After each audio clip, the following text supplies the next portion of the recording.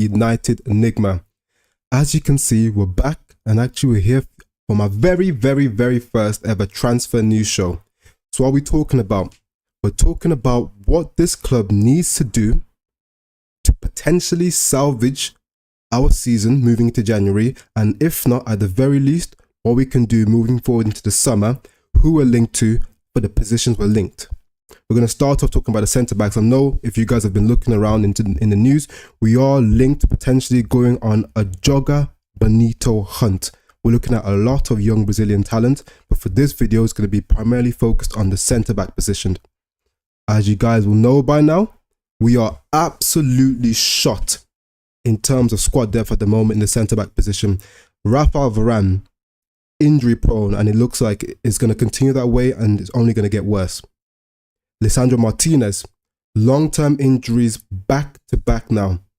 And from what I've heard about that particular type of injury, the metatarsal, which he's got now, undergoing a second surgery, it's a type of injury that is a recurring injury. We may never see the true Lisandro Martinez back. He may become injury prone, and even putting the injury issues to one side, he may never recover the same level where he's being regarded as one of the best centre-backs in the Premier League. He may never get back to that level due to the nature of this injury. So we're actually talking about needing one centre-back. In my humble opinion, I actually think Man United, we need two centre-backs.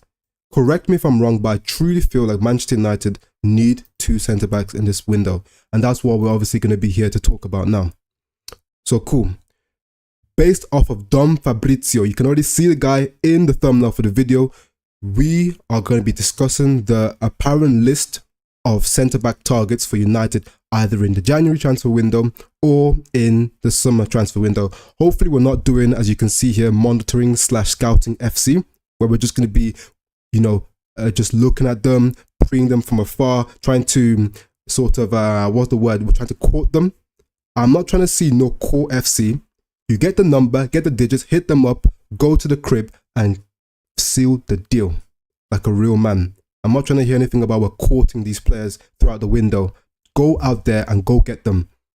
Only way we may salvage top 4 is if that defense gets to a decent level. Maybe not as good as last year, but if it is even half decent, we may have a shot if we can get the attackers firing at the same time. As you can see here, we've got Antonio Silva, Todibo, Tapsoba, and of course, Giancarlo Inacio, reported, has just recently been added to this list. So these are the players I'm going to go over who we're linked to, and of course compare them in terms of profile and just give my thoughts and opinion on who I believe is most realistic and who I think we may be able to get during this window. I'll put this to one side now. Obviously, the person I'm going to start with, the person who, potentially seems to be the one who's on everybody's lips at the moment, the one who is being looked at in European football in highest regard. He's hot property at the moment, so of course I'm going to start with him. 19-year-old Antonio Silva, already part of the Portuguese national team setup. They've got an embarrassment of riches at the moment. They've got Inacio, they've got Diaz, they've got Silva, of course. They've literally got a bunch of insane defenders, and that doesn't even include the left and right backs they've got. So Portugal, Ronaldo, that World Cup could do something, man. So as you can see here, 6'1", right-footed, Portuguese, as I mentioned. Contract is up until June 2027, and minutes played this season so far is 2,784. So he's actually played a lot of minutes, which is obviously relative to his age, only 19 years old, and already being able to play that many minutes in a position that is normally regarded as you need a certain level of experience to be able to perform at a higher level in that particular position. It shows he's probably got a level of aptitude beyond his years. That's one thing. So if we just look at him statistically based on his FBF report, if you guys want an idea of a great resource to be able to look at stats for players that you may not have been able to watch as much, I'm not going to sit here and act like man's watched flipping Antonio Silva, Bears, Inacio, Todibo, Tapsoba. Little bits here and there, Champions League, the odd game here and there, but I'm not going to act like I'm a connoisseur, but I can look at scouting reports and of course at the statistics, and everybody loves a good comp. Don't act like you ain't watch some comps as well. Yeah. So passes attempted. All these stats you see here are across the last 365 days of football. Yeah. So passes attempted.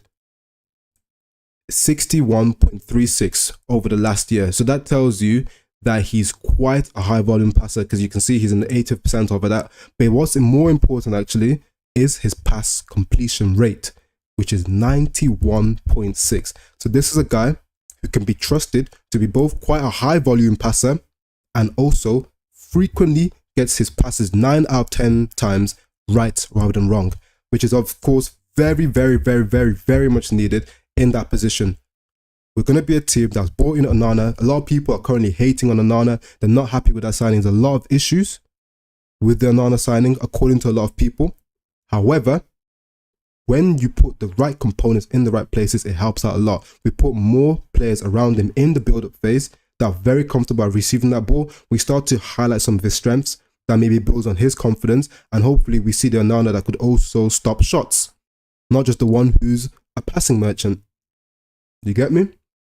Progressive passes in the 70th percentile, just under 4 progressive passes per game. This is one that is very, very, very, very essential. If I just quickly give you an idea of what stats we need to be looking at primarily as Man United fans, we're going to have to be looking at, of course, passes, the completion rate, the number of progressive passes, and also progressive carries.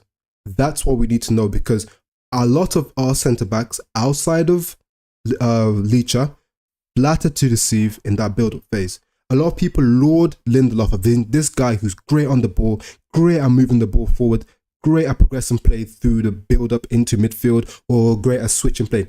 Lindelof, I've said it before and I'll say it again, he's not good at progressing the ball. And I'm hoping and praying that this will start to sink in to more of you guys. He flatters to deceive. I don't know if you saw on Twitter, I don't have the post, but if I can find it, I'll put it out onto my channel. His heat map against, I believe, of Crystal Palace. We had so much of the ball against Crystal Palace. Yeah, all of his passes, literally, I believe he didn't even register one progressive pass during that game. Sideways, sideways, sideways, sideways, sideways. Sideways to Amrabat, sideways to Varane. Varane, who's been talked as a guy who doesn't look as good on the ball, who's not good in build-up, he actually is more progressive than Lindelof. Just the funny thing is, Varane looks like Bambi on ice when he's trying to be progressive. He looks like Bambi on ice when he's trying to carry the ball or pass the ball. He doesn't look aesthetic. Lindelof's got he's got the hair, looks like a Zara model. He looks nice when he's trying to pass the ball. But Varane doesn't, which is why people assume he can't. So very, very important, progressive passes and carries, because we have a big problem moving the ball through the lines. Tackles. 2.17 tackles per game. That's in the 92nd percentile.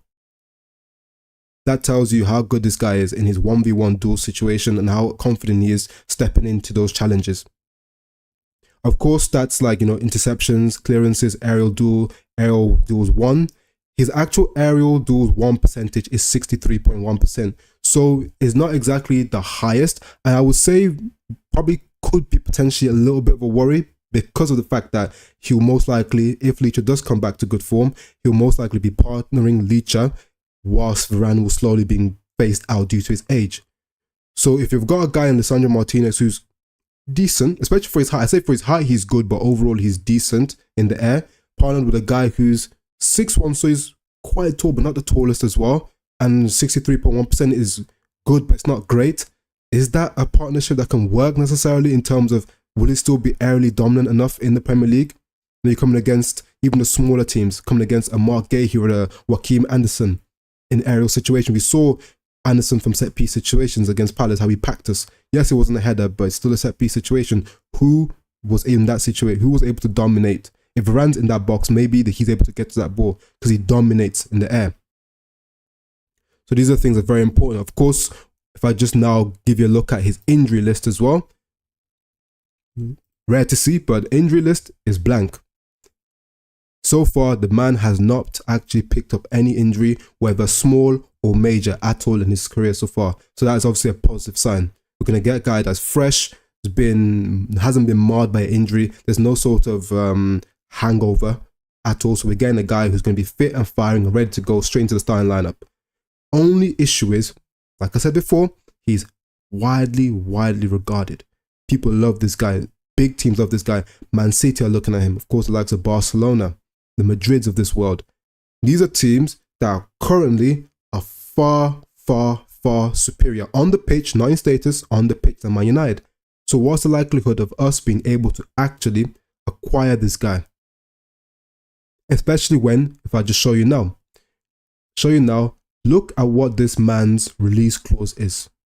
I'll just show you now. If you even think that Man United can get this guy, his release clause currently sits at, if I'm able to just open this up to show you, the man's release clause sits at a whopping 100 million euros. So in and around the 80 to 85 million pound mark. Who actually thinks that Manchester United are willing and or capable of dropping 80 million at the moment? I would hazard a guess that they've learned their mistake from the Maguire situation, and I cannot see us dropping 80 M's on another centre-back, 19-year-old. And even if you put the price to one side, the level of competition, the Man Cities, the Real Madrids, the Barças of this world, I can't see it. So with this one, someone I'd love to have, and I'd be happy to be proved wrong. I just can't see it happening. Figures that have been thrown around in conjunction with the fee, just can't see it happening. But of course, we have to talk about the news. Next person. This is someone I am actually very much looking towards, more realistic, and I think he actually offers something more in the realms of, well, I'll be able to actually slot in a lot easier and be a mainstay in the team. Because he's a bit older, of course, more experienced. So we've got Tabs over here, 2,856 minutes played so far. So in and around the same amount as we've seen from Silva. Passes attempted, 73.49. So more passes attempted per 90 actually puts him in the 88th percentile. So again, a defender that's very much a high volume passer.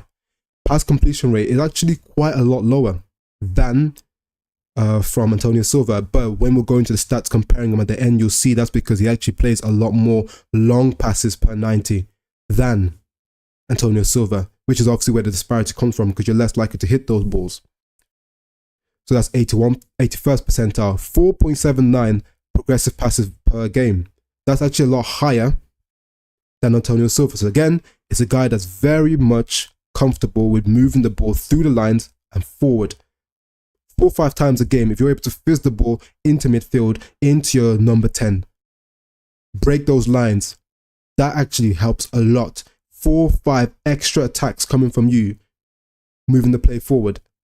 That's a very, very essential thing. That's something we need in this side. Only thing that's a little bit low, I'd say, isn't the best, is the fact that he's only got about 66%.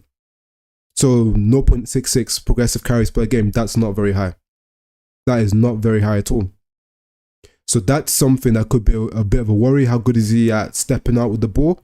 But if he's able to let the ball do the talking most of the time and move the ball instead of moving his body with the ball, it's not much of an issue. It would just be down to more of his play style, for example. Tackles wise, you can see there 92nd percentile for his tackling.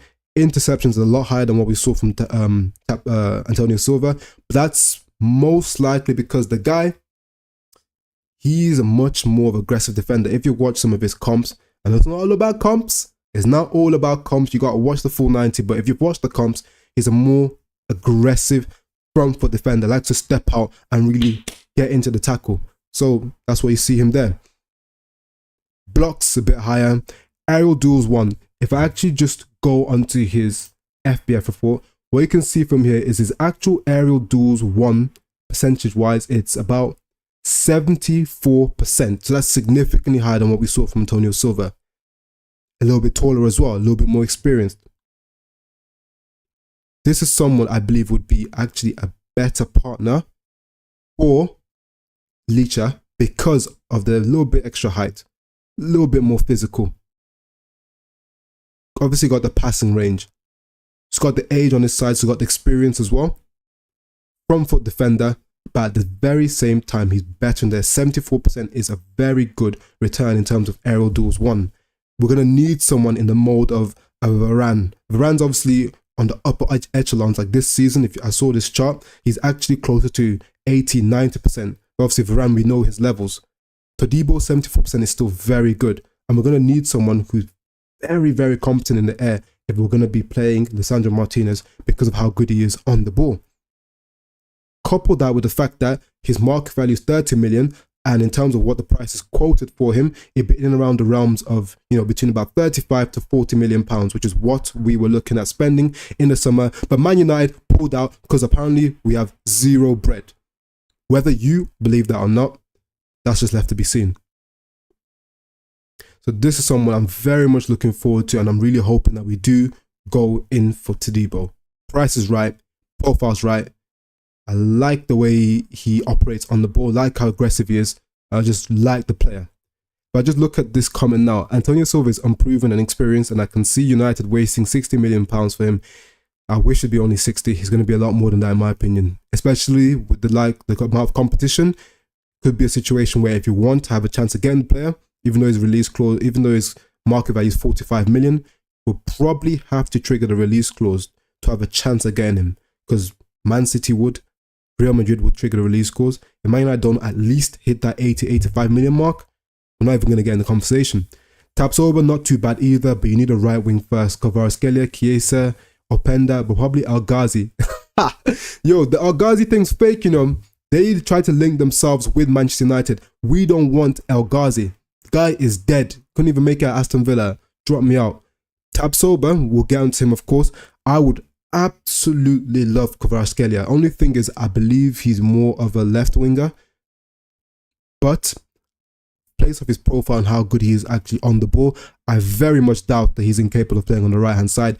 Chiesa would be a nice option, but Chiesa for me is very much meant to be a sub option, someone that is experienced and reliable, can come off the bench and he's going to give you 7, 8 out of 10 every time off the bench or in cup games. He should not be the person we're looking at to be our number one mainstay in the team. Kvaradona, now that is a guy who could be starting for Man United week in, week out. Next person we're looking at. So Goncalo Inacio, the man we were recently linked with. Actually, before I go on to Goncalo, but just quickly give you guys an idea of Todibo's injuries so far. So as you can see here, just pull this across for you. Okay, so you can see here that he's picked up some injuries. Only thing that's quite positive about him is the fact that his injuries, in terms of the time he spent out, doesn't tend to be for a long period of time. You can see here, Achilles problems, some fitness issues. Some fitness issues. He had COVID, a groin injury, ankle problems, pinched nerve, sprained ankle, leg injury, and a muscle injury. The good thing about this though, however, if you actually look at it, the last time he had a recorded injury was 2020, November 2020. And of course now we're already in 2023, October. So it's been a few years that he hasn't actually had any sort of an injury. So that is something that is again a positive. And even if you saw the games missed, 1, 3, 6, 5, 1, 10 was really bad. Obviously the groin injury is going to keep you out for a while. 3 and 6. So it's not the worst thing in the world. Hopefully, when it comes to Man United, it's not going to become a recurring theme of him being injured time and time again. But with the type of way we operate in terms of our fitness and our medical staff and the amount of times our players get injured, I wouldn't be surprised if he comes to our club and all of a sudden he comes from having no injuries in a couple of years to all of a sudden becoming like his old self again. Would not be surprised. We'll just quickly pull that down again. So Goncalo Inacio, his F report, especially in the passing department, looks absolutely insane. It's someone I definitely need to have a look at more. Because if we're talking about this guy having a market value of only 30 M's, being that age, left-footed of course, which we'll get onto, whether that's suitable for the way we play. But for that price, that age profile, and the way his stats appear on paper, I definitely need to see a bit more. It's looking like an absolute monster in build-up. Absolute monster in build-up. So you can see here, passes attempted 87. That's the 99th percentile. Completion rate, nearly 90%, 94th percentile. And again, as I'll show you in the stats at the end, he is someone that produces a lot of long passes, yet he's still able to maintain such a high passing accuracy. Progressive passes though, by far and away the most recorded so far. 8.8 for nearly 9 progressive passes, 99th percentile. So few centre-backs in world football and European football are actually better than him or comparable to him in terms of how good he is at moving the ball from back to front. Progressive carries. So he's not just someone who's able to break line with his passing, he's able to break lines in the most dangerous way in football. Carrying the ball. Ball progression, forcing someone to not follow the ball, follow you and the ball. Keeping them behind play. Dangerous. So you can see here, this is a guy who's an absolute monster in build-up. He would help us tremendously in the way we attack, control games, and move the ball from back to front. So the thing about him also, though, that needs to be considered is he is left-footed. He is left-footed. We currently have Lisandro Martinez, who, because of his age, the fact that he was brought in by the manager, he's someone that is going to be, of course, the manager's favourite. He would want to be playing him, you know, as long as he's fit, Lisandro's going to be playing. So is 2 left-footed centre-backs something we want to be looking at? Because unless we're looking to replace Lisandro, why look at a left-footed centre-back? And of course, don't get me wrong, 2 left-sided centre-backs can play together, but typically, especially in these types of managers with a possession-based philosophy, they want to have a left-sided centre-back who's left-footed and a right-sided centre-back who's right-footed. You look at the way Man City operate typically, always Ake on the left-hand side. Gabriel at Arsenal, left-sided. Lewis Colwell, for example, at Chelsea, left-footed, left-sided. And you keep going down and down and down, and you notice the same thing across all the top teams in Europe. Most of the time, you will see a left-sided centre-back being left-footed, right-sided, right-footed, because it really helps in build-up. Doesn't allow the opposition to sort of try to operate in their press a certain way to cut off passing lanes to a certain side because they know that there's the weakness in build-up somewhere. But when you have a strong-footed player here, strong-footed player in both positions, it forces the pitch to be widened and they can't set traps in the same way. So I don't know whether we'll actually go for a left-sided and left-footed centre-back, but of course it depends how good he is of both feet. Again, that comes down to scouting and properly watching the player. If I watch him more, you can realise, wow, Inacio's great off both feet. It doesn't matter whether he plays left or right. He can do both. But that's left to be seen. Tackles-wise, 1.53 per game. Interceptions, 1.5 per game. These aren't the highest, to be honest, in terms of these tackling stats. We will look at more in-depth defensive stats right at the end, comparing the players.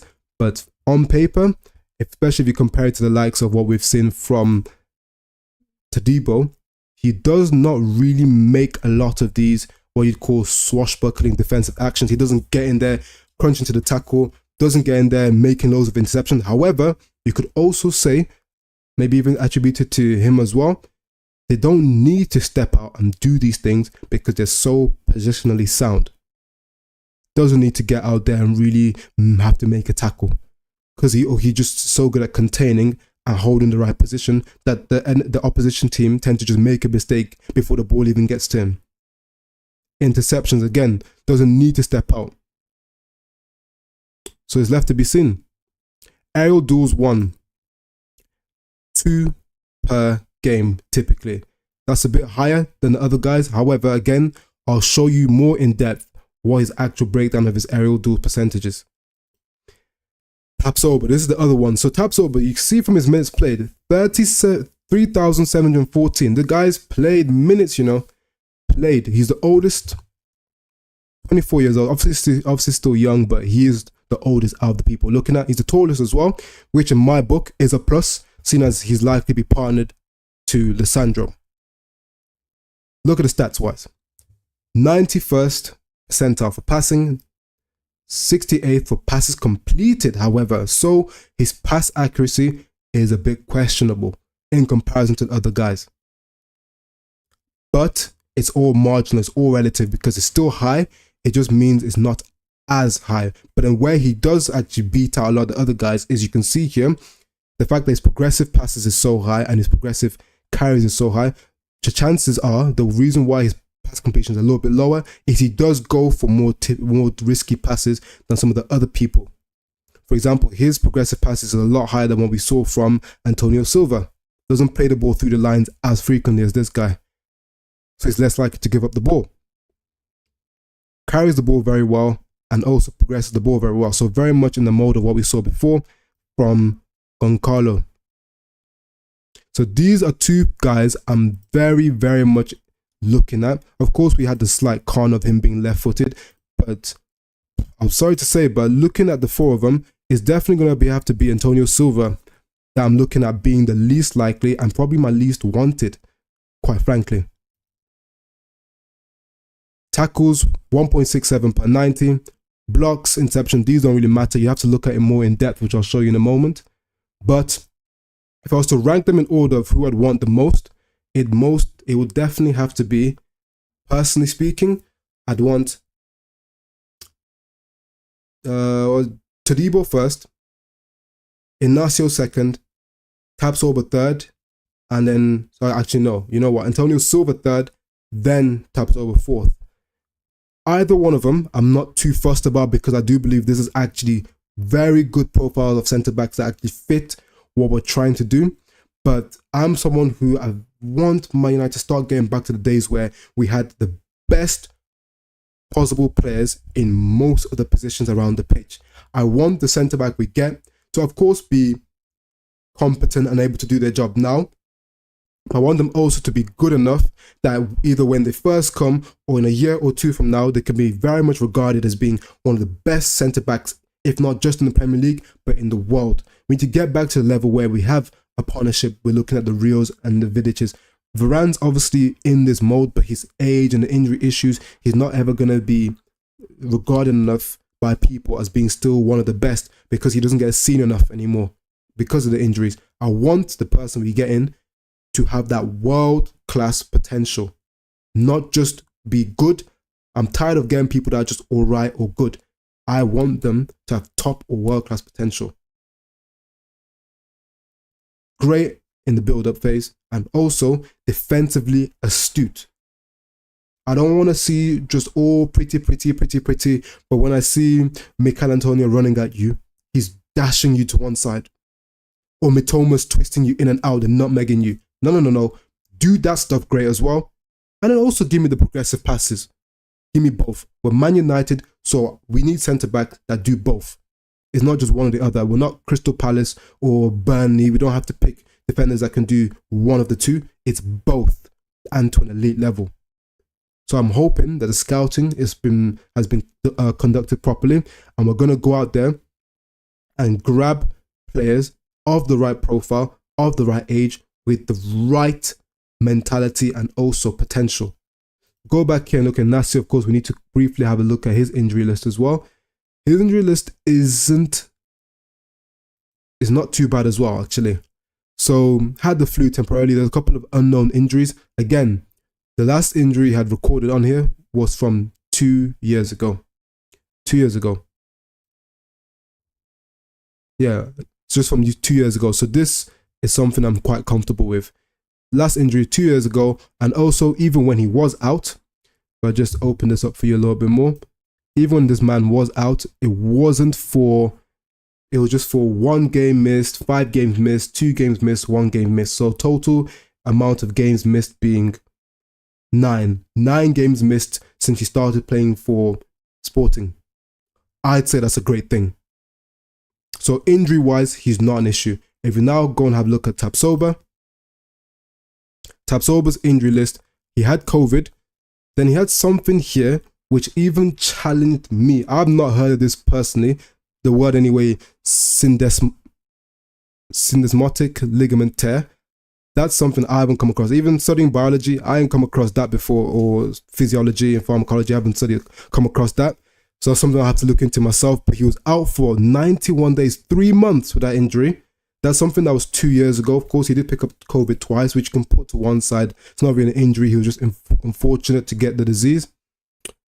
Had that main injury, so he's only had one sort of major injury in his career so far. Other than that, seems to be a player that doesn't pick up a lot of injuries. And as we saw, if we open up this again, he's played a lot of minutes so far for Bayer Leverkusen. So he's clearly a player that doesn't get injured often, hasn't got fitness issues.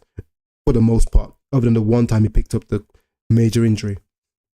So this, of course, the list. I did mention I was going to go through player comparison so you guys can have a look at some individual stats for the guys. But just open this up for you now. Okay, cool. Right, so you've got some stats here that I just wanted to show you. All right, cool.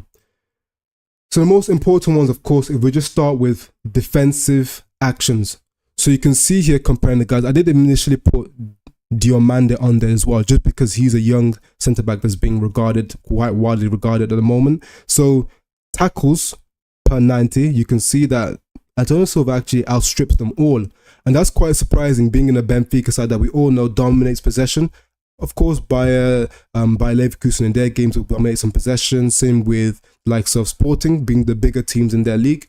But 24 tackles per 90 in total. And then tackles won, of course, he has 16 tackles won out of the 24. But in terms of his tackle, in terms of his number of dribblers tackled, this guy, he's actually crazy. You need to have a look at this person because his stats for dribblers tackled is absolutely wild. I'll just show you here. If you see this here, 92.3%. 92.3% of dribblers tackled by Antonio Silva. That is incredible. That shows you that in 1v1 situations where someone wants to beat this guy, he is absolutely iron proof. Wan-Bissaka at home, I'd call that. But Todibo though, this could be something of course would be worrying to some people. He's only got a 42.9% number of tacklers dribbled. Sorry, number of dribblers tackled percentage wise. This is not very high. Tapsoba's, Inacio's and Tapsoba and Inacio are much higher, but far and away the best is Antonio Silva. That's probably why he's so highly regarded. I did see a clip of him going around of him doing well in 1v1 circumstances versus Mbappe. I mean, if you can beat him 1v1, you're doing something right. But quite frankly, I've also seen Todibo do the same thing. I've seen him 1v1 with Mbappe in the French league, so he plays him more frequently, do very well, standing him up to beat him and get the ball. So we'll have to see. Possession, so on the ball. Again, another more important stat to compare them with. So the most important thing you actually want to be looking at is, of course, the carries. So carries is going to be the most important thing because, of course, that's not what we need to see. That's what we need to see as fans to know and understand whether these players have what it takes to play the style of football that Ten Hag wants to play. So if I just open this up here, you see from carries. Okay. So carries is done the most. At the top here is Antonio Silva. So carries, total distance and progressive distance, the most is actually Tapsoba. But you saw from his FBF report just behind here that is not a surprise that progressing the ball, he's done that for the most distance. Sorry, I mean, Goncalo Inacio has. Second by Tapsoba. Third is Todibo. Fourth is Antonio Silva. But that was reflected, of course, in the statistics. These guys are absolutely elite in the 90th percentile of world football for carrying the ball through the lines or passing the ball through the lines. So, but you can see that even though there is some disparity, they're all quite relative in this regard. Antonio Silva does fall behind the pack a little bit, but the rest of them are slightly more relative. So you can see that there's something that all of the people that we've scouted all excel in this area, which again is very, very, very important for what we're trying to do currently.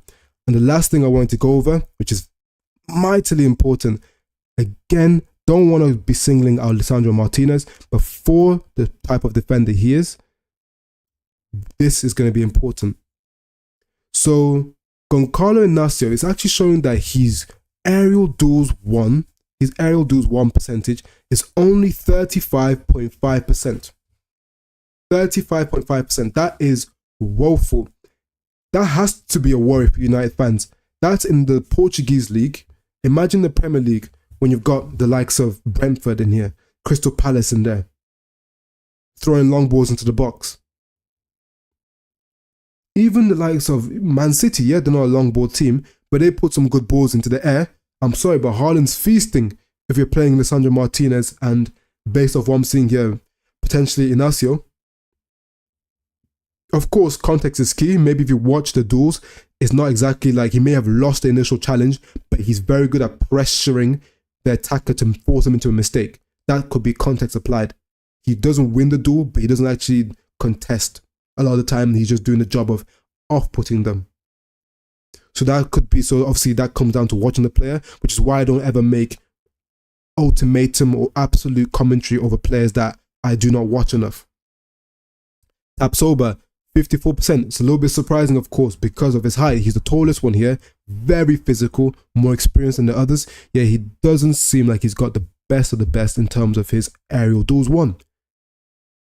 Jean-Claire Todibo, again, why I put him at the top for why I want him the most, outside of the price, outside that he fits the profile, the age is perfect, everything. 76.9%, 13 duels, 10-1 out of the 13. Nearly 77%. That is what we need next to Lisandro Martinez. He's got the right foot, progresses the ball well, aerially dominant, just perfect centre-back in my opinion. The price is perfect for No Money Manchester. Had a money Mayweather, this is No Money Manchester, and he fits the profile for that as well. Antonio Silva, he had the second best aerial duels won on this list, 63.6%.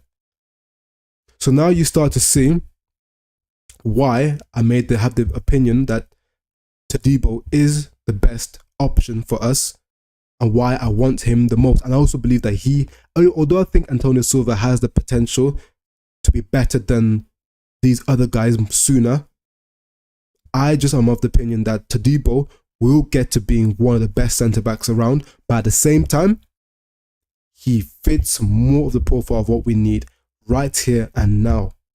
He's ready to go right here and now, but also has the time to grow. So again, after looking at everything, go through my list, Todibo first. I still put Inacio second just because his progression ability is crazy and it's left to be seen whether Lisandro Martinez even gets back to his best, although he's left-footed. Antonio Silva third and Tapsoba fourth. Tell me what you think in the comment section. Tell me what you think, tell me what you change. Who would be your preference out of the 4 centre-backs discussed? Any more updates and news, we will obviously make videos coming out. Plenty of content coming on the channel. Some amazing things and guests coming on the channel soon from now. So stay tuned, watch out. Nearly about to hit 100 subs. So please, please, please hit that subscribe button and let's get it popping.